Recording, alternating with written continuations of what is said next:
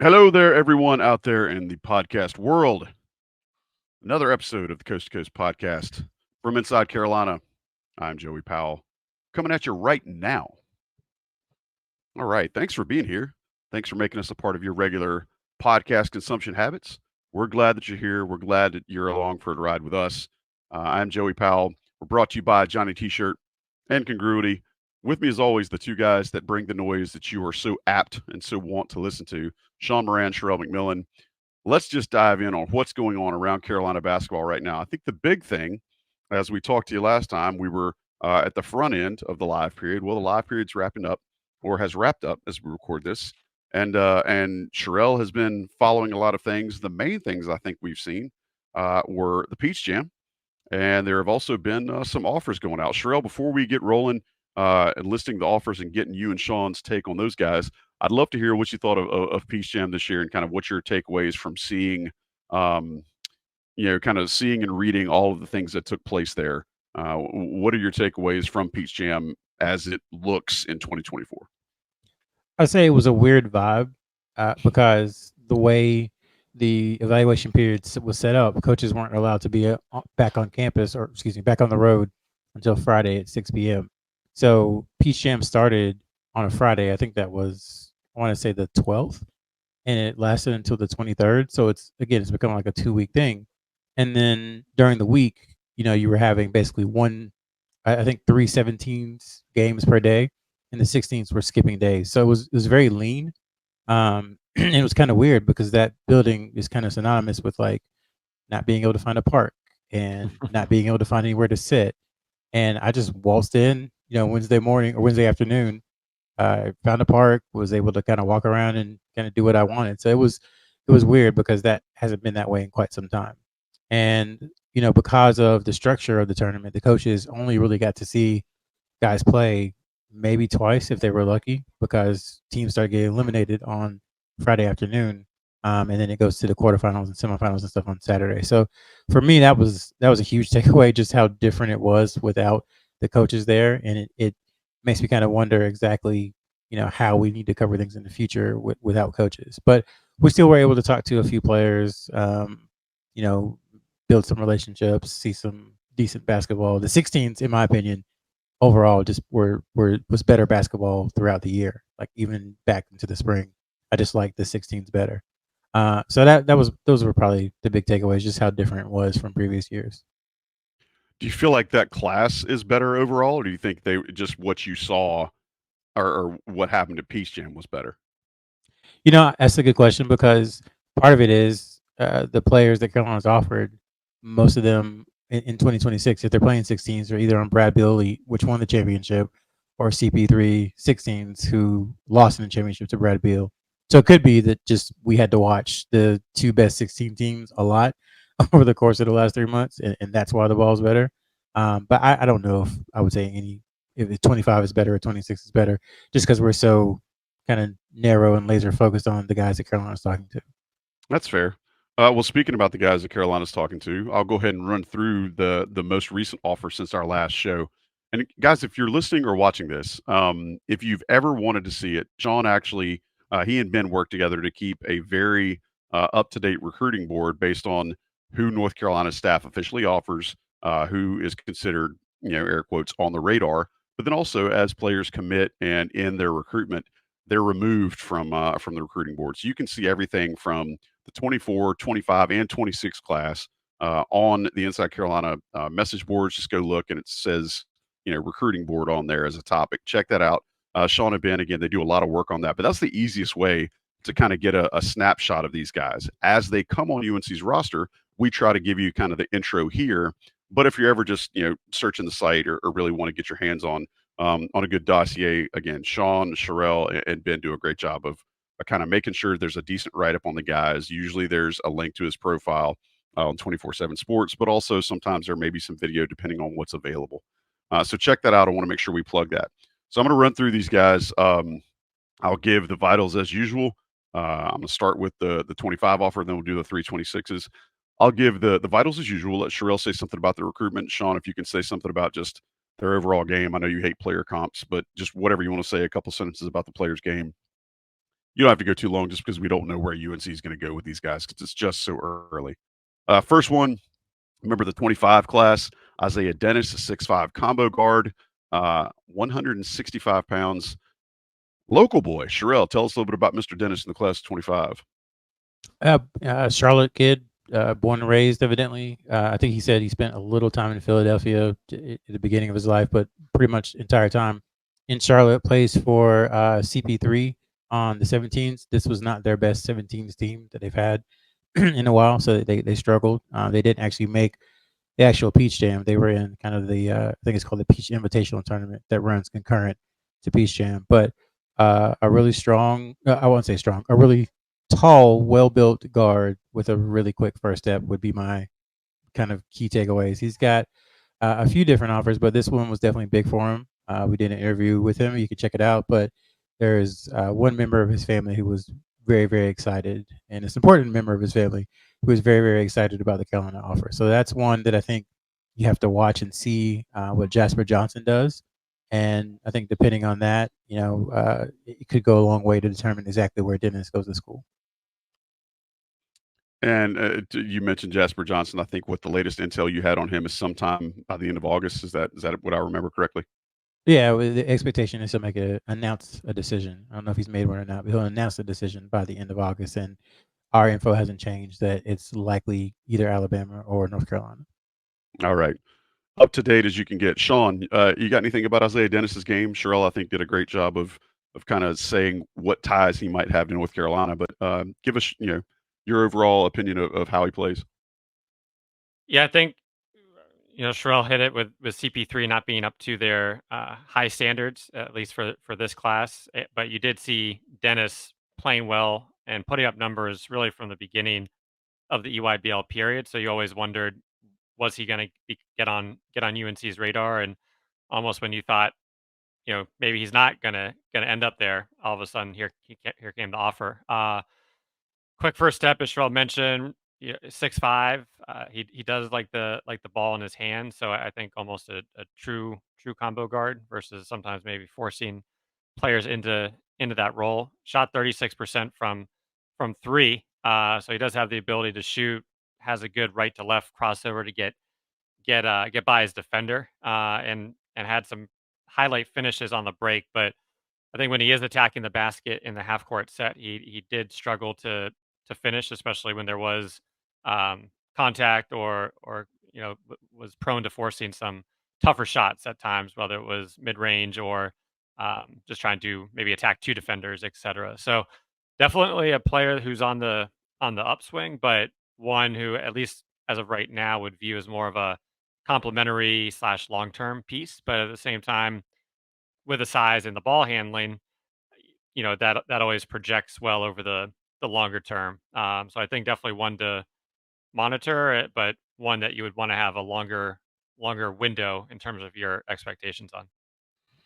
I'd add too. We talked to him at Peach Jam. I think it was that Wednesday, and he hadn't heard from UNC. And that Monday, he had an offer from UNC. I guess what happened in between is that Hubert Davis saw him, and he played, pretty solid. I think they had been watching him too, throughout the spring. But yeah, the first time he talked to Hubert Davis on the phone was when he received the offer, and that's kind of been a recurring theme. I think Braylon Mullins was like that. I think Derek Dixon was like that. So there's been 3 Moreno or was 4 like that, I cases. think. I remember Yeah, reading Moreno's story that way. yeah. So there's probably 3 or 4 of those of where their first call with Hubert Davis was the offer call. That's a pattern to take note of for those of you listening and watching. All right, so let's move on to the 3 guys in the 26 class that received offers. And again, we've done write-ups on these. I haven't done write-ups on these, but Inside Carolina's done write-ups on these guys. But we'll give you the skinny as best we can. Mika Murrinen, 6'10", 185 power forward. Sherrell, tell us about how he came on UNC's radar. You said the skinny, and it's like that's the one thing that's going to keep him if he doesn't become an all-star. Probably like the one thing, just he's got to put on weight. But again, Brad Billy has a really good 16s team, and I think when you have that kind of attention on you, coaches notice when there are a bunch of good prospects. And then obviously there's a familial connection with Murrinen, and then when you see him do what he did against CP3 and just how well he played throughout the week, it kind of seemed like a no-brainer. That they were going to go ahead and get in there. So he's got I think within this week, he got offer from UConn, the two-time defending national champions, Kentucky, Duke, Carolina, three of the top four all-time winning programs, Arkansas, who's has cachet now because of John Calipari, and Kansas is probably right behind. So he'll have probably the best program in the country right now in UConn, the all-time top four winningest programs, and then Arkansas within 7 or 8 days. Man, that blood got blue real quick for Mr. Murrinen. Sean, I mean, I'm seeing a 6'10" guy that by all accounts looks like the typical prototype hybrid power forward that you see now from Europe. Am I right or am I wrong? No, you're right, and right now he's ranked number 44, and I think you've seen on other sites as well as what's been talked about in terms of his jump. But I think easy one and done type of candidate, especially with that size and his shooting ability and just versatility offensively. So I think that was pretty evident. Very smooth flow to his game, and I think that came to play. So we'll be interested to see where he ends up, as well as once again how his development continues. But at least as of now, I think you can start penciling him into that 5-star one and done type. Go ahead, Sherrell. Yeah, I agree. And I was gonna say just a tidbit. Like he shot 50% from three. I think it was 14 of 28 at Peach Jam, and he was like, "That's not really what I do best. I'm more of a shot blocker than anything, and my offense is just catching up." So I mean, that tells you like the kind of skill and talent that he has, and that people are taking note of. Yeah, I think most likely you'll see probably Lauri Markkanen comparisons, just given the height and nationality. I would say Markkanen's release was markedly quicker at this point in time. So and a little like he was probably one of the best just form shooters I've seen. So I wouldn't put it at that level quite yet, but I think you'll see those comparisons. And defensively, to Sherrell's point, he can rebound and block shots. When you're watching that 16U championship game, he was going against for a lot of it UNC's first offer in the 2026 class, and Cole Clore. I'll probably mispronounce that, but and they both had pretty good games. So I do think defensively, the agility is probably the biggest concern in terms of him wanting to be out on the wing, but maybe not having that. I think all you need is a quick change of pace, and it was fairly easy to get by him at that spot. But once again, he's 6'10" and going into his junior year, so you're not expecting something perfect at this stage. But I'd say that's probably the main area of focus is just that agility, especially defensively. But very impressive talent right now. All right. Next on the list, Caleb Holt, 6'5", 225, self-reported weight there, small forward. Again, another recent offer from Hubert Davis. And as we've said 1,000 times on the show, if you're 6'5" and you can shoot or you can score, you're probably going to get an offer from Hubert Davis and his staff. Sherrell, give me some lowdown about Mr. Holt.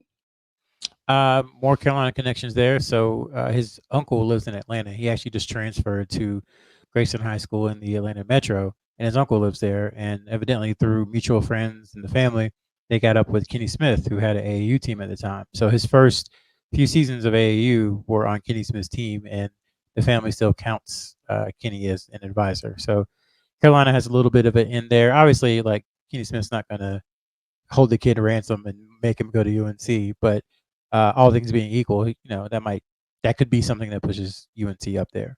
But he's from Alabama, so you know that the SEC schools are in pretty deep: Alabama, Auburn, Arkansas, Kentucky, and then the Atlanta schools as well: Georgia, Georgia Tech. They're all there as well. And it's interesting to me because, and Sean, I'll let you continue, but 24/7 for the longest time had him listed as like a shooting guard. And I think it was in the last few months that they kind of switched him to a small forward and projected him more as a wing. I think his biggest thing right now, honestly, more than anything, is his defense is just ahead of the curve. I mean, you don't see, juniors with his defensive ability and who are able to lock in and do it over and over and over, especially in AAU ball. And I think on Team USA, that was one of his key roles too, was kind of to be the defensive stopper. Not that you need it when you're up by 75 or 80, but that was one of his roles. I think it's rare when you see that football build in an actual basketball talent. Usually, it's a football build, and there's going to be one thing they're good at, and maybe it's a defensive stopper or rebounding or guarding up. But he's ranked number 3 in the class, and I think there's good reason for that, given the physical attributes. And to Sherrell's point, in that USA basketball, I think he shot 50% from 3, so that's probably one of his areas that he's still working on. He was 34% in EYBL, but still some things to iron out there. But you like to see that improvement, even that he showed from USA U16s to 17s. But I mean, from an athleticism standpoint, he's up there. Really likes to attack. And then to Sherrell's point, defensively, whether that's now or 2 years in the future, I mean, the 2 through 4 pretty easily. So I think is kind of one of those ideal two-way players that you can just you don't have to worry about him defensively and switching or what offense people are running, just given what he can bring. So immensely talented, very well decorated. 2 years in high school with 2 state championships and 2 gold medals for USA. So pretty impressive right off the bat. I'd say a hell of a CV for that young man. And again, when I'm looking at his vitals, 6'5", 2 1/4, that to me is the type of guy that a lot of defensive line coaches in college would see and say, all right, give him 1 year in the weight room. Let's make him a stand-up rush end, as North Carolina is reporting for football camp this coming week. And then the last offer, Jordan Smith, 6'3", 170, shooting guard. Sherrell, again, another kid with a lot of accolades. How did he end up in the orbit of Hubert Davis and the staff? Well, he plays for a prominent high school is it in Virginia? Is politics in Virginia? Is in Virginia? Okay, in Virginia that has sent multiple kids to college, specifically Duke. And he plays for Team Takeover, which we know is almost always one of the 2 or 3 best programs in all of grassroots basketball. So they saw him while they were watching Derek Dixon, who plays for that team as well and has a UNC offer in 2025. You see Smith, and you see the athleticism, you see the build, you see the defensive ability. You see kind of an all-around game. I wouldn't. To me, there's not one thing that I'm like, man, he does that one thing just amazingly at an elite, top 5 level. But he just does everything pretty well. And on a team like Takeover, he doesn't have to do a lot either because they're so balanced and they're so deep, especially in the backcourt. He can kind of pick his spots. But I think just from watching him in Indianapolis, and then again at Peach Jam, when you're watching Dixon, it's hard not to see all that he can do. And he was the guy who's always been playing up. So he was playing like most of these guys varsity as a freshman, but Paula 6 in terms of their talent level, average under 10 points per game. But obviously they from 1 through 5, very talented group, and then Takeover playing with the older guys, and then also played on the U17 gold medal team where he came off the bench. In terms of athleticism, I'd probably say he's up there, if not the most athletic guard in that class. I think the self-reported 6'9" wingspan definitely helps, but he's pretty ferocious when he's attacking the basket, whether that's in transition or in the half court set. From a shooting perspective, shot really well in EYBL. Didn't shoot it as great at Paula 6 as well as USA. So once again, similar to others, continuing to work on that. But once again, I think a two-way player, being able, tough guy, being able to play probably really the 1 through 3 defensively, just given his size and wingspan, as well as that almost football player mentality / aggressiveness. So once again, another athletic, talented upcoming junior that Hubert Davis offered. But as Sherrell noted, that Paul VI connection has been a great pipeline for the rival school down the road. It's funny that you guys have mentioned at least twice tonight, and then on some of the other offer kind of rundowns we've done, the defensive prowess of some of these kids, and I don't think that's always been something that that you could say about players that North Carolina was offering. So it's interesting to see how that has changed and evolved for Hubert Davis. That either these kids as a whole are playing defensive or playing defense more often and more aggressively, or it's just a type of player that Hubert Davis is offering more than maybe you saw in the past, where the kid has more defensive ability than you would expect. One more that I know our viewers and listeners are waiting to hear about. Julius Halaifonua from New Zealand. I know Sherrell. There's kind of been some discussion between he and the staff. Potential reclass, all that stuff.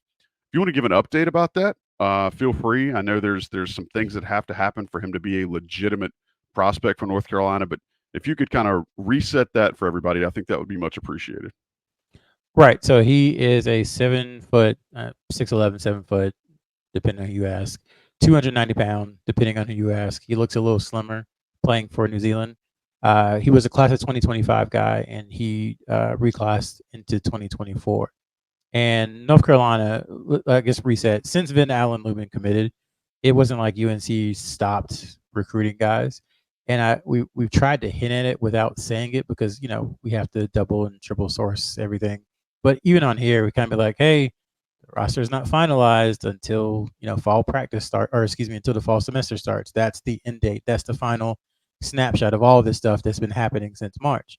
And during that time, UNC has reached out to a ton of bigs, mostly international. And there have been some they've been very close with, and I think Halaifonua is one of them.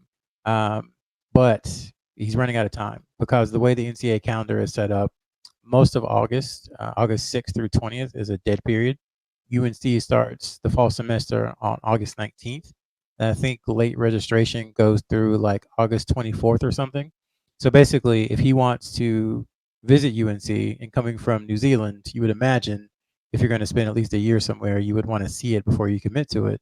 He can basically go this weekend, upcoming weekend, August 1st through the 5th is kind of his window if he wants to visit before school starts. I've never heard of an official visit while school was going on for a player who was about to enroll, but I guess it's not out of the realm of possibility considering late registration and all that stuff. But there's a lot of moving parts and a lot would have to happen. Even if he visits, this coming weekend, there's a ton that has to happen in the next, I guess, 20 days for him to be a UNC player. There's a Georgetown is kind of the other school I think that everyone knows is involved.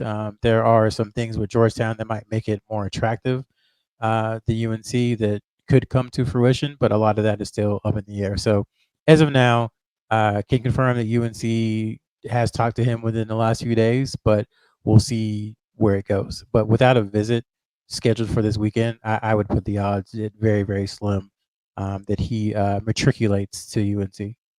I just want to say how much I love the fact you said the way the NCAA calendar is set up, because I heard that in Kevin Hart voice, right?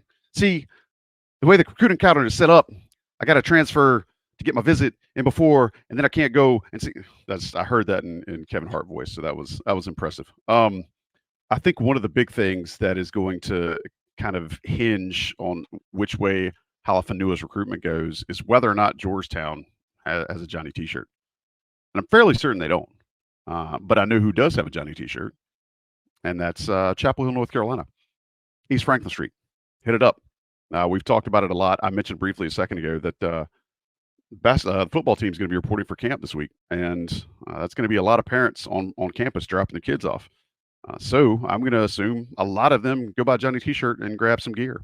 If they're Inside Carolina premium subscribers, they know they get an extra 10% off of their order, and Johnny T-shirts are already great prices. We hope that you will take a look at them as you are looking for your back-to-school gear or as you're looking for new football gear.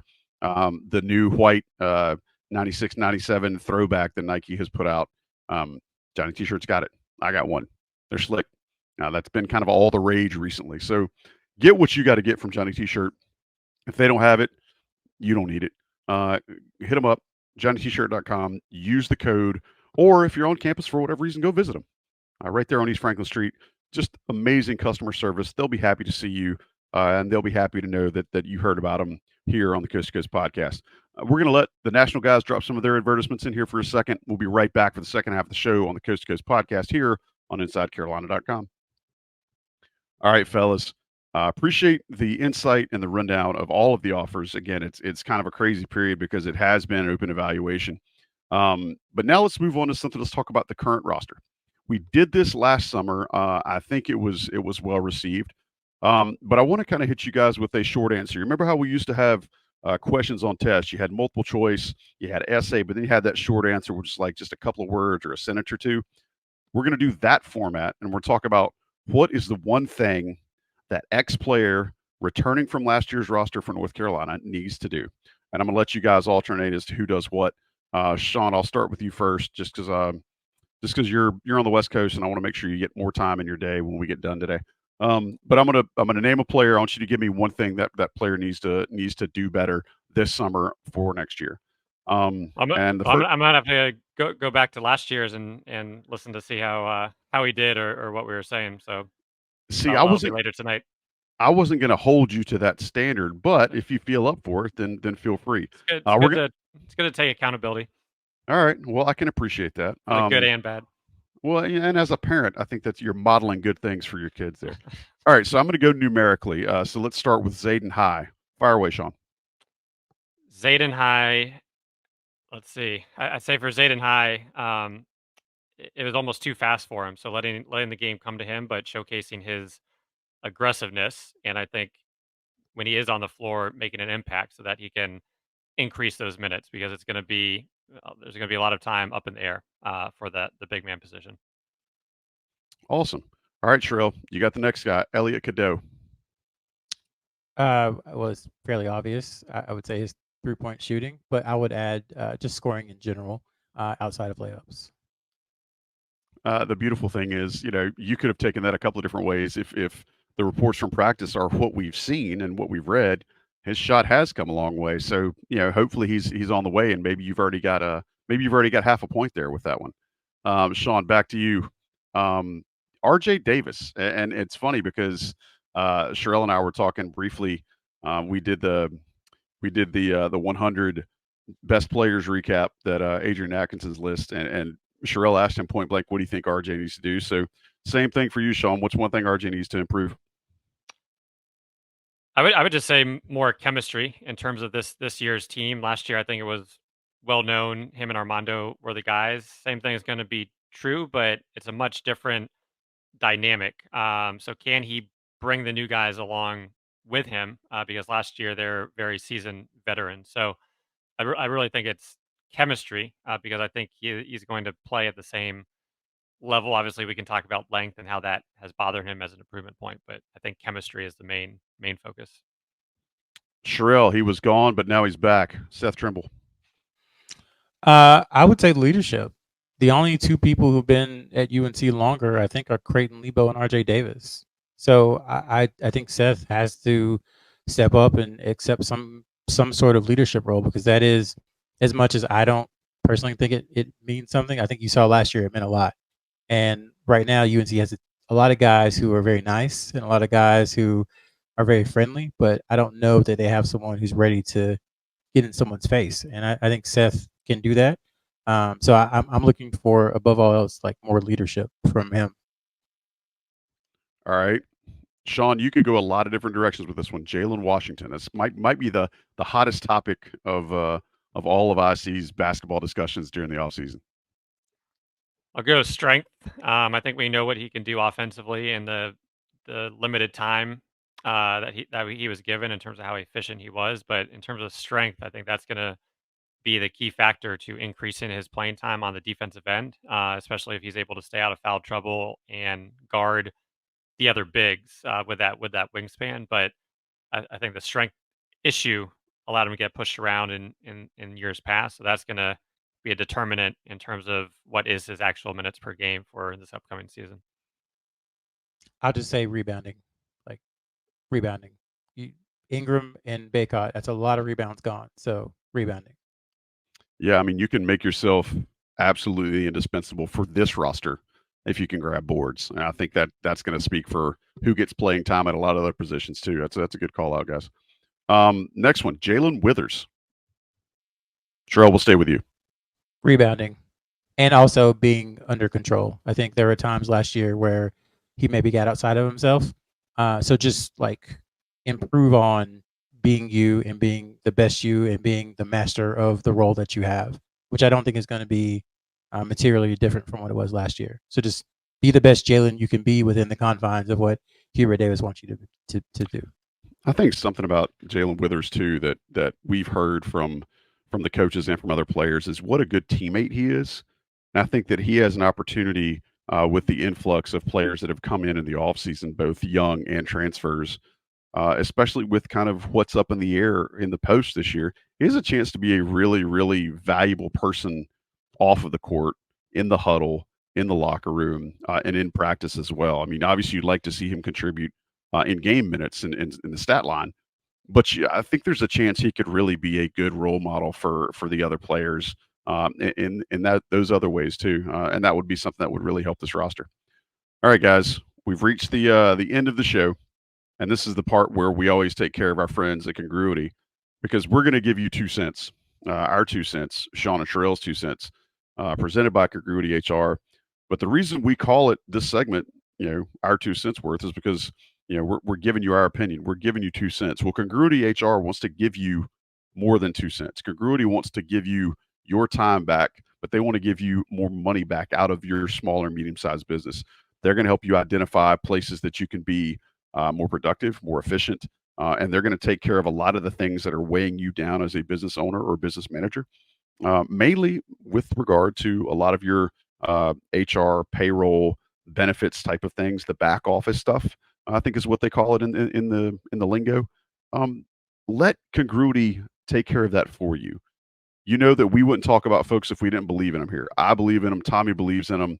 We've seen and heard from folks that Congruity have helped. And so this is not just stuff we're throwing at you. We really do believe in what they offer to our listeners. So we want to make sure you check them out. Congruity HR/Tar Heels. Get that assessment for your small or medium-sized business and find out if they can help you. They may be able to allow you to free up some of your time and energy so you can focus on the things that matter for your business.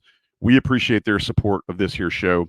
I want to make sure that we give our 2 cents, brought to you by Congruity. Before we do that, I got to give a shout out to somebody. And this isn't brought to you by Congruity; it's brought to you by me. But I want to give a shout out to the Right Reverend Matt Koppel, Matthew Koppel in Fayetteville. I had a chance to go to church with my mom and dad today, and he's the preacher there, and told me as I'm leaving the sanctuary that he listens to the show. So want to make sure we give him a shout out. And guys, we always know that if you can get men of the cloth, regardless of what kind of religion you're talking about, if you get men of the cloth supporting the Tar Heels, I feel like that's a good thing, right? That's good mojo. That's a good vibe. Whenever you can get guys that can explain the deities to you and help you understand, what the cosmic world and what the big larger picture meaning of life is, supporting the Tar Heels and talking about Carolina sports, I think that's a good thing. So shout out to Reverend Koppel and appreciate getting a chance to speak with him today. All right, guys, our 2 cents brought to you by Congruity. Go Sherrell. Well, first off, we have to watch our language now that we know that Pastor Koppel is listening. So No pressure. Apologies if we ever said anything that's not great. My main thing, I'm just gonna have really one penny, is that the visits for the fall are going to start soon. It's going to sneak up on everybody. But this is the most visits I can remember Carolina having on the books this early. It's busy. Derek Dixon, Malachi Moreno, Braylon Mullins, Caden Lewis. I'm sure I'm forgetting someone. Already have official visits set.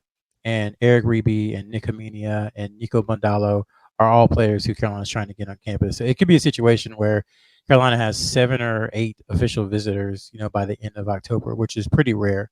So that tells you kind of where they are, that things are very open when it comes to this 2025 class. And I honestly just don't know how it's going to turn out. Again, usually we have a pretty good feel for guys who are very interested in UNC and what they might do. But this year, I don't know, man. It's really no one's really tipping their hand too much. So I can't remember going into a fall like this where we just weren't sure exactly who UNC might sign, and that's rare. So looking forward to it.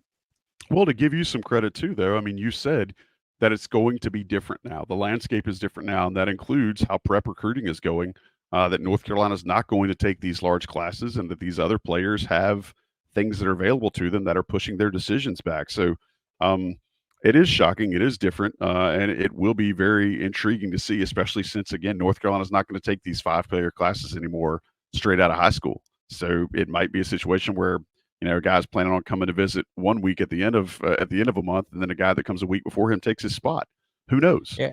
I tell you, I wouldn't if I was a player, I wouldn't be sitting on any offers from any school. Like if I had an offer from, just one of the 9 schools we've been talking about, the UConn, Indiana, Louisville, Alabama, Arkansas, I'd be like, yeah, I'm good. I'm gonna go ahead and take it because these schools can't take everybody.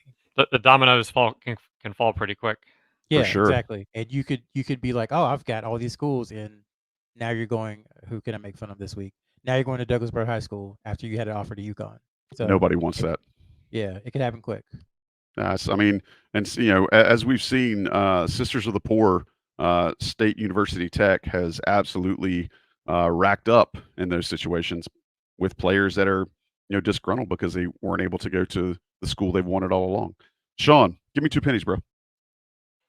Staying on the recruiting front, I guess moving to the 2026 class, you saw 3 new players added. Obviously, a lot to focus on for 25, as Sherrell just mentioned. But interesting is to see who they've offered, 6 in total. So 2 local, let's say 4 national guys, as well as what is to come, if there is anything to come over the next few months before the high school season starts, as well as the priority if UNC starts to really prioritize any of these guys early on to try to get an earlier commitment, unlike what's going on in the 2025 class. And then the other penny, Sherrell was talking about Elliot Cadeau and his improvement point.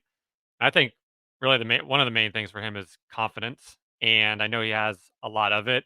But I always go back to the blue white game of last year, where his you could see his confidence, especially when it came to taking and making those big threes and off the dribble and the elevation he was getting, and you could sense it as it was going in. And then as you go through the season, you see the set shots and the timidness and not knowing if he should shoot it. So teams are gonna be very aggressive with him this year, and he's gonna be a very key cog in terms of how everything is rolling, which is obvious to everybody. So confidence, and can that be maintained and elevated throughout the season will be really important. Sorry, Sean, I don't mean to run over you, but you said class of 2026 and just triggered something I meant to say. Cole Clore, like if you haven't read our story, like I suggest it'd be nice to go read it because that kid's been through a lot, and I kind of just want to give a shout out to him. In Indianapolis, he had a pretty scary injury and basically played no basketball between May 18th and like July 11th, and then came back and was, as Sean said, going up against one of the 10 best players in his class in the Peach Jam Championship, off of a few days of playing basketball. So go read the story. I think it's called Cole Clora's Climb Back, because it really was a serious, scary situation that he went through. And if something just is a little further to the right or a little further to the left, we're not talking about him as a prospect. So shouts to him for being able to get back so quickly and back to the game that he's very good at. Yeah, we like positive stories like that. So I appreciate you throwing some stars on that and lighten that up a little bit. I hope everybody gets a chance to read that because again, we've seen enough negative stuff in out in America right now. So when you get to see a story about positive things, especially for a young man, that's good to see. Fellas, as always, I'm grateful for what y'all do. I appreciate you guys making time for this show, making time for all the listeners and viewers that are here. Hey guys, if you were listening and viewing, I guess, make sure you rate and review us, please. I'd really appreciate it. If you guys could hit us up with a couple of those, I'll stop asking you for them. Sound like a deal? Awesome. We appreciate y'all too, Sherrell, Sean, John Seagley for producing. Appreciate Congruity and Johnny T-Shirt for sponsoring us. But that's the end of tonight's show. So until next time, I'm Joey Powell. This has been another episode of the Coast to Coast Podcast on InsideCarolina.com.